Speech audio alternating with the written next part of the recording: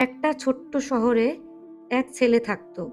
ছেলেটা খুব সাধারণ, কোনো বিশেষ প্রতিভা নেই, কোনো বড় পরিচয়ও নেই। কিন্তু তার একটা স্বপ্ন ছিল, একদিন সে নিজের জায়গা নিজে তৈরি করবে। সমস্যা একটাই, তার জীবনে সবকিছুই দেরিতে আসতো। সাফল্য দেরিতে, সুযোগ দেরিতে, স্বীকৃতি আরো দেরিতে। যখন অন্যরা এগিয়ে যাচ্ছিল, সে তখনও শূন্য জায়গায় দাঁড়িয়েছিল। অনেক রাতে সে একা বসে ভাবত, আমি কি ভুল মানুষ? আমার দ্বারা কি কিছু হবে না? চারপাশের মানুষ বলতো, এত চেষ্টা করে কি লাভ? তোমার দ্বারা হবে না। এই কথাগুলো ধীরে ধীরে তার মাথার ভেতরে গেঁথে যাচ্ছিল। একদিন সে প্রায় হাল ছেড়ে দিতে চেয়েছিল, সব কিছু বন্ধ করে দিতে চেয়েছিল।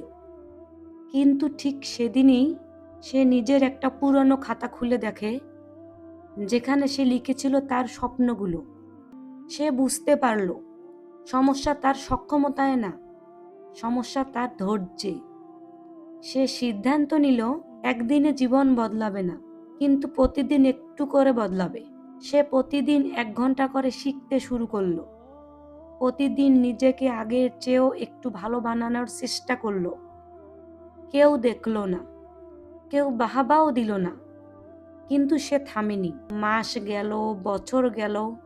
হঠাৎ একদিন মানুষ লক্ষ্য করলো, এই ছেলেটা আর আগের মতো নেই।